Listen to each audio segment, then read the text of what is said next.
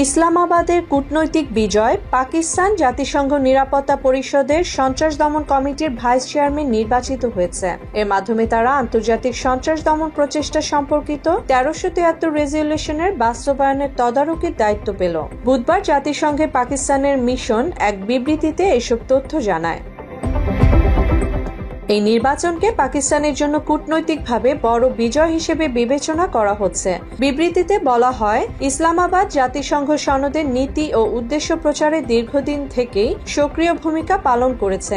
আন্তর্জাতিক শান্তি ও নিরাপত্তা নিশ্চিত করার ক্ষেত্রেও তারা উল্লেখযোগ্য অবদান রেখে চলেছে। জাতিসংঘ শান্তিরক্ষা মিশনে অংশ নেওয়া শীর্ষ দেশগুলোর একটি তারা।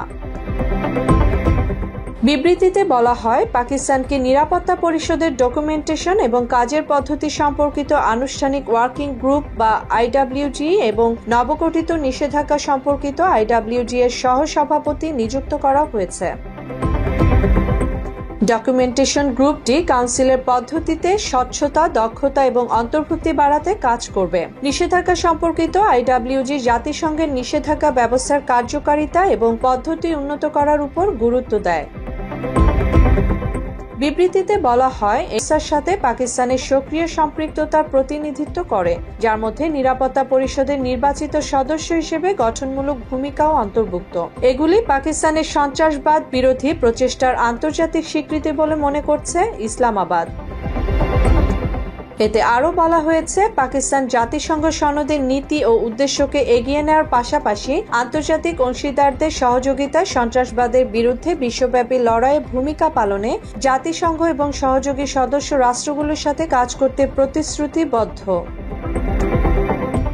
মঙ্গলবার অনুষ্ঠিত সর্বশেষ জাতিসংঘ নিরাপত্তা পরিষদের নির্বাচনে 5টি নতুন দেশ বাহরাইন, গণতান্ত্রিক কঙ্গো প্রজাতন্ত্র, লাটভিয়া, লাইবেরিয়া এবং কলম্বিয়া নির্বাচিত হয়েছে।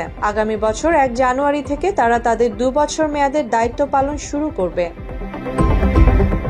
নিরাপত্তা পরিষদই একমাত্র জাতিসংঘ সংস্থা যা নিষেধাজ্ঞা আরোপ এবং বল প্রয়োগের অনুমোদনের মতো আইনত বাধ্যতামূলক সিদ্ধান্ত নিতে পারে। এর 5টি স্থায়ী ভেটোপ্রাপ্ত সদস্য রয়েছে: ব্রিটেন, চীন, ফ্রান্স, রাশিয়া এবং যুক্তরাষ্ট্র।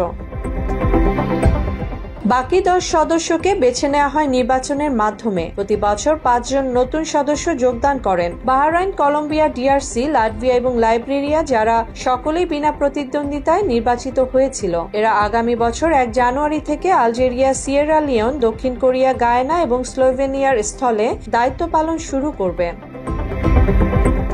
বিবৃতিতে আরও বলা হয়, পাকিস্তান 2 দশকেরও বেশি সময় ধরে সন্ত্রাসী তৎপরতার সবচেয়ে বড় শিকার। এ সময়ে 80,000-এরও বেশি পাকিস্তানি সন্ত্রাসী হামলায় নিহত হয় এবং হাজার হাজার মানুষ আহত হয়।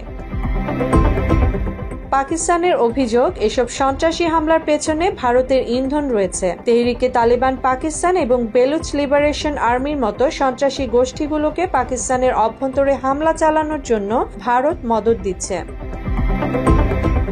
সম্প্রতি ভারত অধিকৃত জম্মু ও কাশ্মীরের পেহেলগামে সন্ত্রাসী হামলাকে কেন্দ্র করে পারমাণবিক শক্তিধর এই 2 দেশের সম্পর্কের আরও অবনতি ঘটে। এ হামলায় 26 পর্যটক নিহত হয় এবং এই হামলার জন্য ইসলামাবাদকে দায়ী করে দিল্লি।